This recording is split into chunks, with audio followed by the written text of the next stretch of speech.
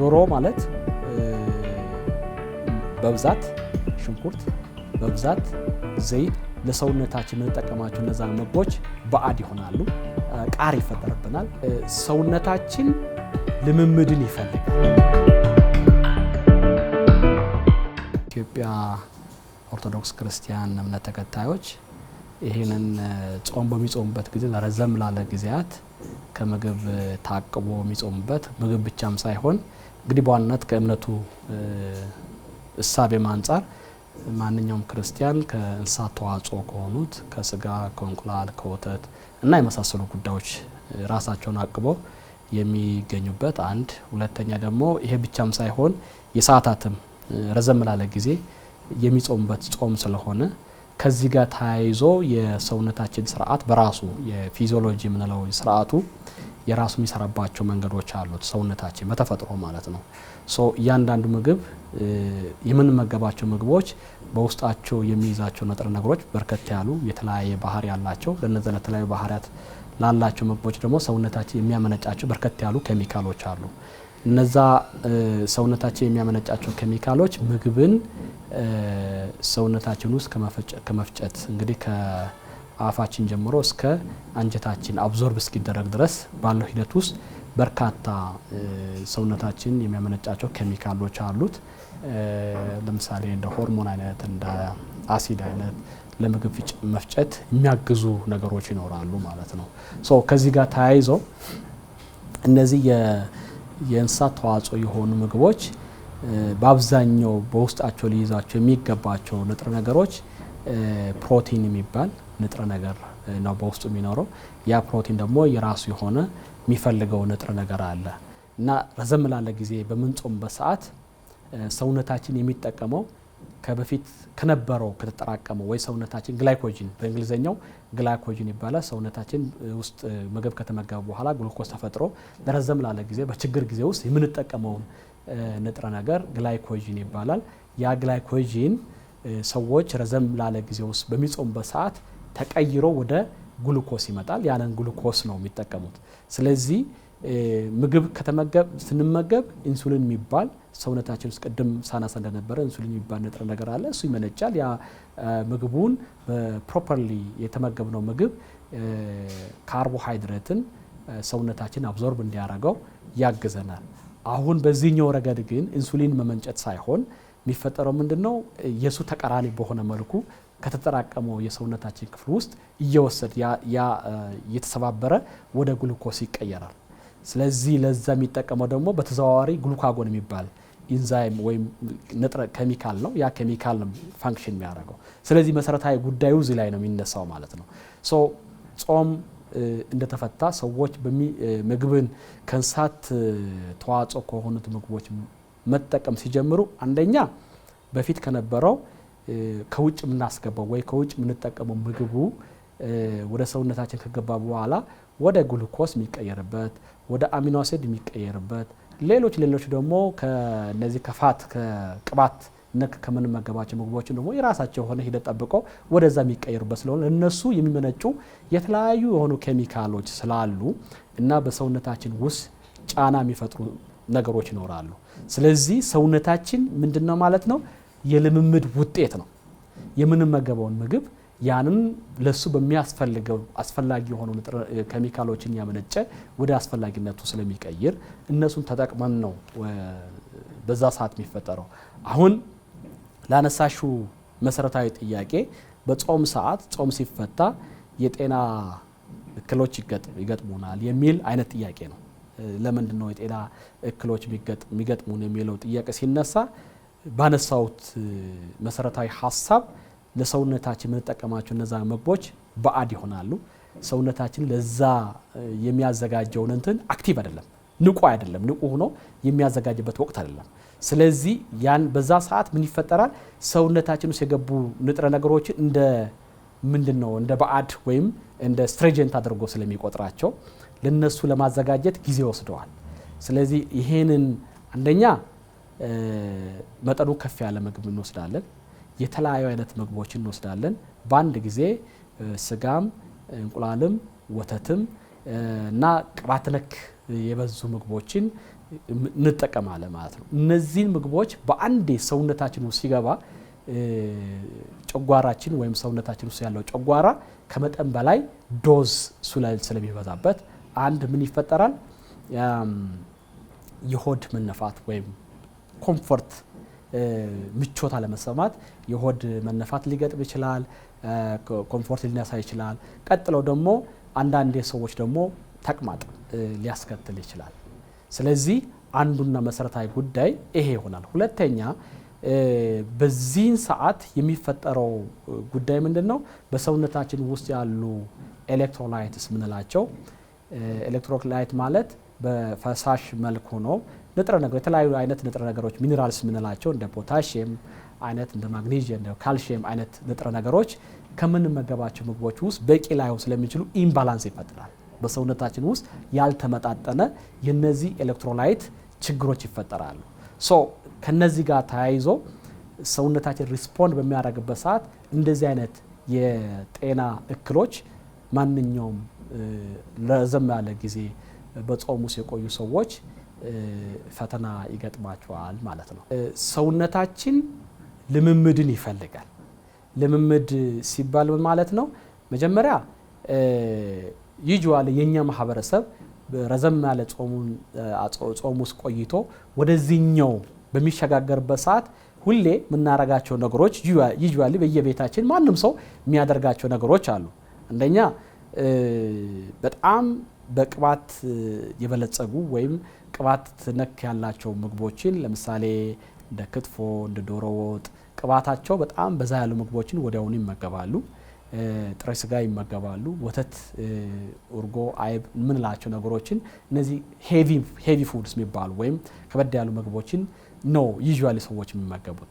ስለዚህ የሚመከረው ምንድነው?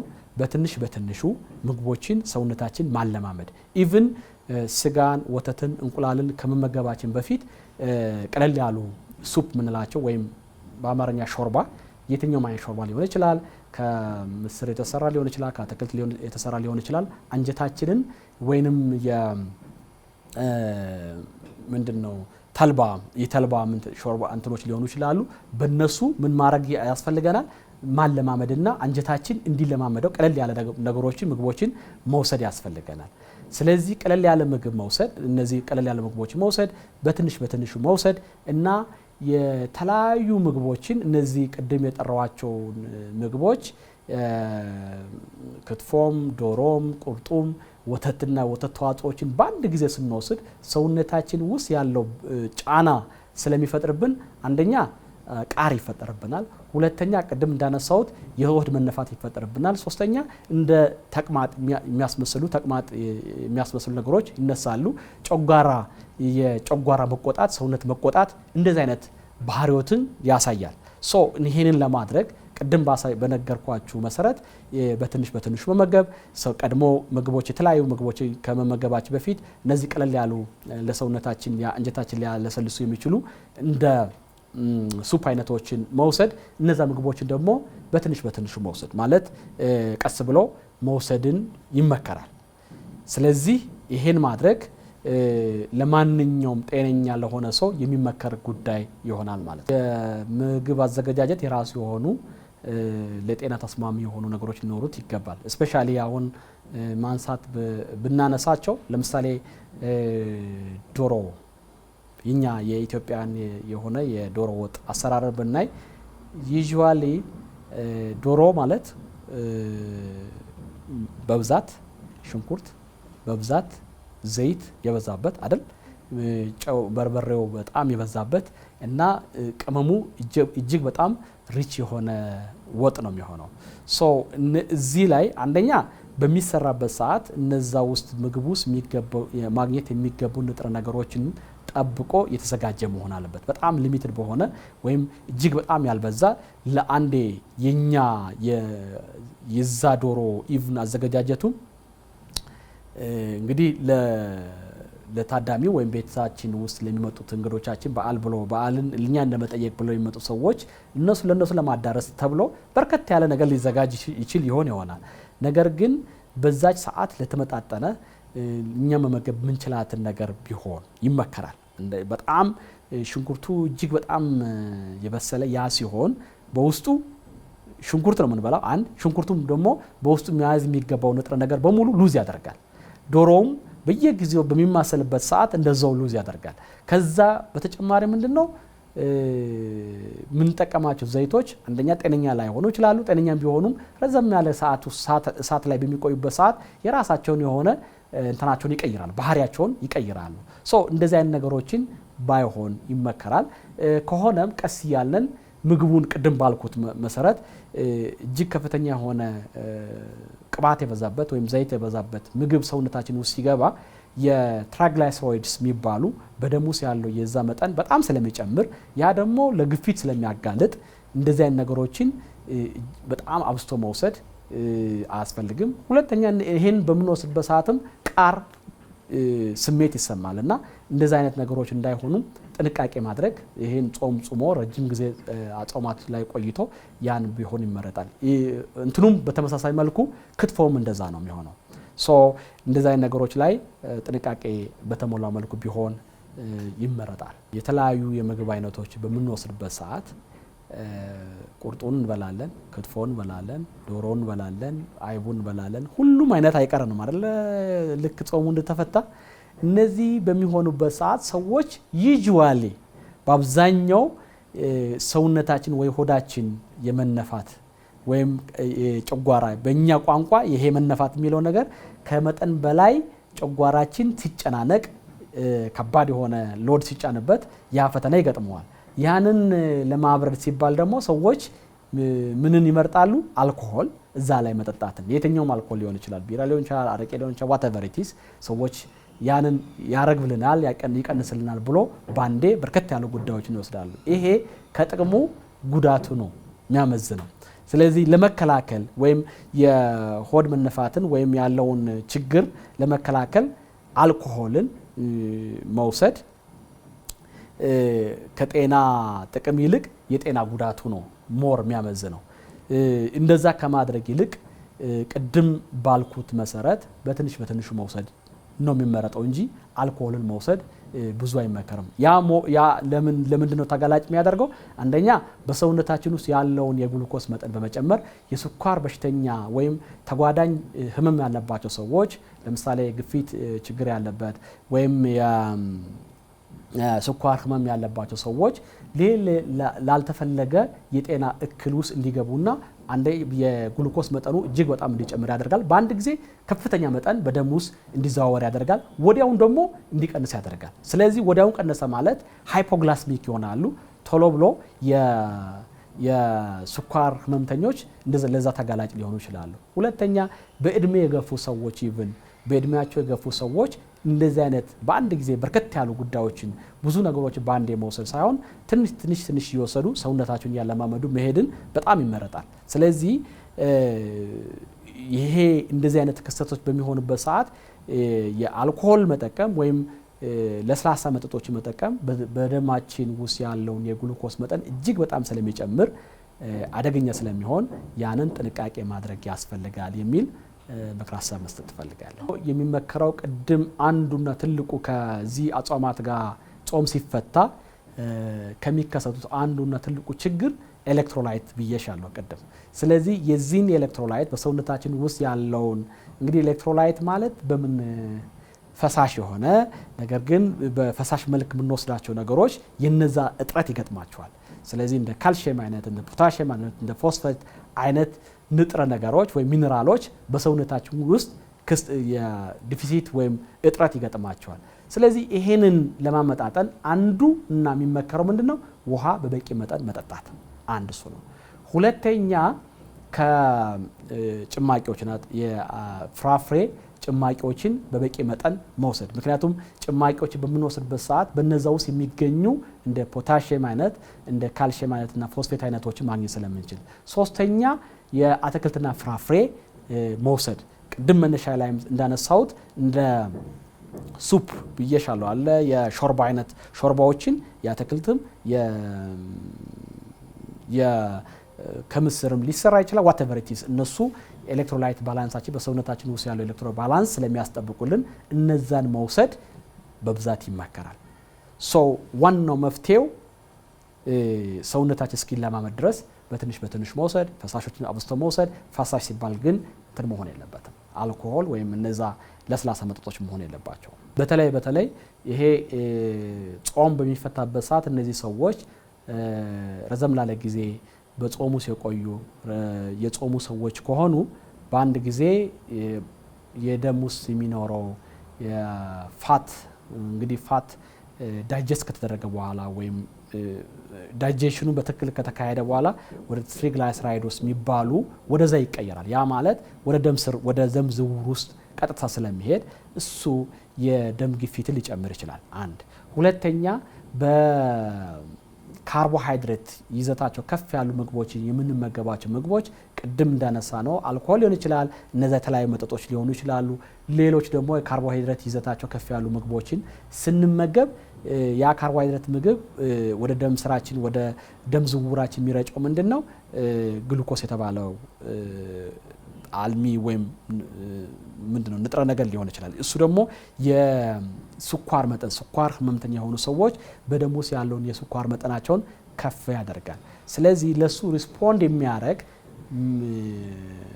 ሌላ ኬሚካል ኢንሱሊን በበቂ ሁኔታ ላያመነጩ ስለሚችሉ ያ በደማቸው ውስጥ ከፍ ስለሚል በአንድ ጊዜ እጅግ በጣም ጨምሮ በሌላ ጊዜ ደግሞ በአንዴ ድሮፕ ያደርጋል፣ ይቀንሳል።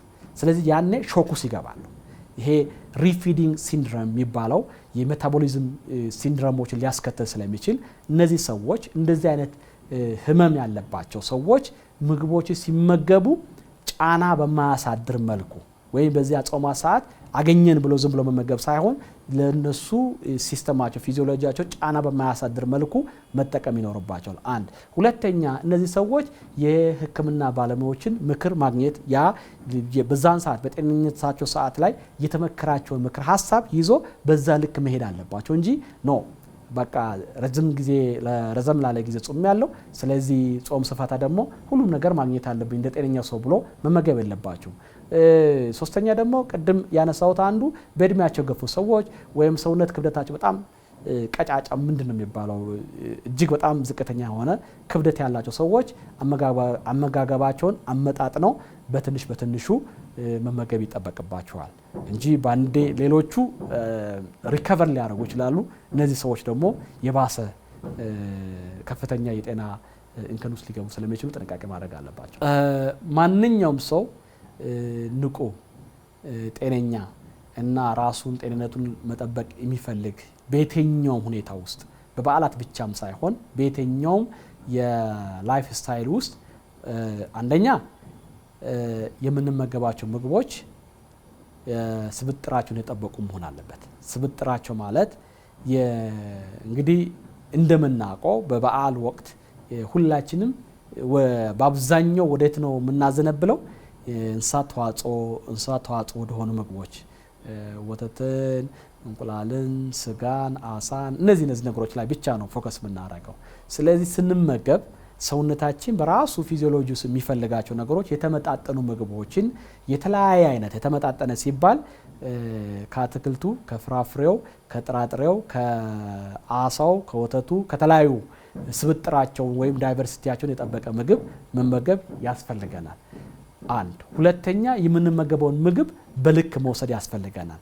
ሶስተኛ የተመገብናቸው ምግቦች ፕሮፐርሊ በሰውነታችን ውስጥ ገብቶ ጥቅም መስጠት የሚገባቸውን ጥቅም ሰጥተው ከዛ ውጪ ደግሞ መቃጠል ከሚገባቸው ጥቅሙን ማግኘት የምንችለው ያ ምግብ በሰውነታችን ውስጥ ገብቶ በአግባቡ መስጠት የሚገባውን ጥቅም ለመስጠት የተወሰኑ አላስፈላጊ የሆኑ ነገሮች መቃጠል አለባቸው። ስለዚህ ፊዚካል ወይም አካላዊ እንቅስቃሴዎች ያስፈልጋል፣ መንቀሳቀስ ያስፈልገናል። አንድ ሰው ጤናማ ለመሆን በቀን ውስጥ ቢያንስ 30 ደቂቃ የእግር ጉዞ ወይም የገመድ ዝላይ ወይም ዋትኤቨር ኢት ኢዝ ዋና እንደዚህ የሚባሉ ነገሮች ይኖሩ ይችላሉ። ስለዚህ በበዓላት ወቅት ረዘም ላለ ጊዜ በአንድ ቦታ ቁጭ ብሎ መመገብ ብቻ ሳይሆን አካላዊ እንቅስቃሴ ወይም እንቅስቃሴ ሲባል ስፖርት መስራት ሳይሆን ወክ ማድረግ፣ መጓዝ ወይም ብቻ ለነሱ ያንን ለሰውነታቸው ጤናማ ሊያደርግ የሚችለውን ነገር ማድረግ ይጠበቅባቸዋል። እንግዲህ የምግብ ብክለትን ስናነሳ አንደኛ በአንድ ወገን ምግቡን አጥተው በጣም የሚራቡ ያን ማግኘት የማይችሉ ሰዎች አሉ። በአንድ በኩል ደግሞ ኤክሰስ የሆነ በጣም የተረፈረፈ ምግቦችን በማዘጋጀት ያ የሚባክንበት ሁኔታዎች አሉ። በተለይ ደግሞ እንደዚህ አይነት በዓላት በሚሆኑበት ሰዓት ይሄ የተለመደ ነው። ነገር ግን በጣም መጠንቀቅ የሚገባው በመጀመሪያ ደረጃ ሲዘጋጅ በልካችን ምናልባት ምሳ፣ ቁርስ፣ ምሳ፣ እራትን በሚሆን ልክ የምናዘጋጀውን ዝግጅት በዛ ልክ ማድረግ። ከዚህም አልፎ ተርፎ የሚተርፉ ምግቦች ካሉ ደግሞ ክሮስ ኮንታሚኔት ሊያደርጉ ይችላሉ። ኮንታሚኔትድ የምግብ ብክነት ወይም ስፖይሊንግ ፉድ ስፖይሌጅ የሚባል ምግብ ወለድ በሽታዎችን ሊያመጣ ስለሚችል ባክቴሪያዎች ሊኖሩ ይችላሉ፣ ፈንገሶች ሊኖሩ ይችላሉ። የተለያዩ ነገሮች ያን ምግብ ሊበክሉት ይችላሉ። ምግብ ሊበከል ይችላል። ያ ምግብ መበከል ደግሞ በማግስቱ በምንጠቀምበት ሰዓት የምግብ ወለድ በሽታዎችን ላልተፈለገ ወጪ ያልተፈለገ የጤና እክል ውስጥ ሊያስገቡን ስለሚችሉ ከምግብም ከተረፈ አንደኛ ፕሮፐርሊ ያን ምግብ እንዳይበከል በአግባቡ ማስቀመጥ፣ ጥሬውንና የበሰለው ምግብ ለይተን ስናስቀምጥ ያንን ለይቶ መቀመጥ የሚችልበት ደረጃ ማስቀመጥ። ሁለተኛ ያን ምግብ በምንጠቀምበት ሰዓት አንዳንዴ በባህል ደረጃ ትንሽ ለብ እናድርገው ይባላል አይደል? ቤት ውስጥ ሞቅ እናድርገው ይባላል። ሞቅ ማድረግ ማለት ለዛው ስላሉት ማይክሮ ኦርጋኒዝምስ ወይም በአይን ለማይታዩ ተዋሲያን ምቹ ሁኔታ መፍጠር ማለት ነው። አንዳንዴ ትንሽ ለብ አድርገን የምንጠቀመው ለብ አድርገን ወይም ትንሽ ሞቅ አድርገን ስንጠቀም በዛችኛው ሙቀት ልክ አንዳንድ ማይክሮ ኦርጋኒዝሞች ባክቴሪያ አይነቶቹ በቀላሉ ላይሞቱ ይችላሉ፣ ላይጠፉ ይችላሉ፣ ኮንታሚኔት ያደረጉ ነገሮች። ስለዚህ ከምናሞቅ ከሆነ በደንብ አሙቀን ለዛውስ ያሉ ሌሎች ተዋሲያን እኛን ሰውነታችን ሊጎዱ የሚችሉ ነገሮችን ማጥፋት በሚችል መልኩ ማሞቅ በሚገባው ደረጃ ልክ ማሞቅ ይጠበቅብናል እንጂ ለብ አደረግን ማለት መልሰን ለነዛ እዛ ውስጥ ያንን ምግብ ለበከሉት ማይክሮ ኦርጋኒዝሞች ምቹ ሁኔታ እየፈጠርን ስለሆነ ያ ምቹ ሁኔታ ደግሞ መልሰን ወደ ሰውነታችን በሚሄዱበት ሰዓት ተጓዳኝ የሆኑ የምግብ ወለድ በሽታዎች ሊያስከትሉ ስለሚችሉ ይሄንን የሚያደርጉ ሰዎች ጥንቃቄ ማድረግ ያስፈልጋቸዋል። ፕሮፐርሊ ማስቀመጥ፣ ጥሬውንና ብስሉን ለይቶ በትክክል ለይቶ ማስቀመጥ፣ መልሶ የሚጠቀሙ ከሆነ ያንን ወጥ በደንብ አሙቆ መጠቀም ያስፈልጋቸዋል የሚል ሀሳብ ነው ያለኝ። የመታመም ስሜት፣ ያልተመቸው የሰውነታችን ውስጥ የሚታዩ ስሜቶች፣ የህመም ስሜቶች በሚያጋጥሙ ጊዜ ቅድሚያ መውሰድ የሚገባቸው ሐኪምን ማማከር፣ ወደ ሕክምና መሄድ፣ አስፈላጊ የሆነ ሕክምና መውሰድ ያስፈልጋቸዋል። ይሄ በባህላዊ መንገድ ትሪት አድርጎ የከፋ ሊሆኑ ይችላል። አንዳንዱ ኬዞች በቃ ይሄ በዓል ስሜት ነው፣ ይሄ በዓል ስለሆነ ነው ምናምን ብለው ነገርየውን አቅልለው በሚከድበት ሰዓት የከፋ የጤና ጉዳት፣ የጤና ችግሮች ሊገጥሙ ይችላሉ። አንድ እንግዲህ ከምግብ ብክነት ጋር ተያይዞ የሚመጣ ችግር ሊኖር ይችላል። ሁለተኛ ደግሞ ተጓዳኝ ህመሞች ያሉባቸው ሰዎች ቅድም ያነሳናቸው የልብ ኬዝ ያለባቸው፣ የስኳር ህመም ያለባቸው፣ የግፊት ኬዝ ያለባቸው፣ በእድሜ የገፉ ሰዎች እንደዚህ ሰዎች ያኔ የተለየ ስሜት የተለየ የጤና እንክን የሚገጥማቸው ከሆነ ሐኪማቸው ማማከር፣ ወደ ሐኪም ቤት መሄድ፣ አስፈላጊ የሆነ ሕክምና መውሰድ ያስፈልጋል እንጂ በቃ ይሄማ እንትን ነው ተብሎ ቀለል ተደርጎ የምናልፋቸው ነገሮች በህይወታችን ላይ ከባድ የሆነ ጉዳት ሊያደርሱ ስለሚችሉ ጥንቃቄ ማድረግ ያስፈልጋቸዋል።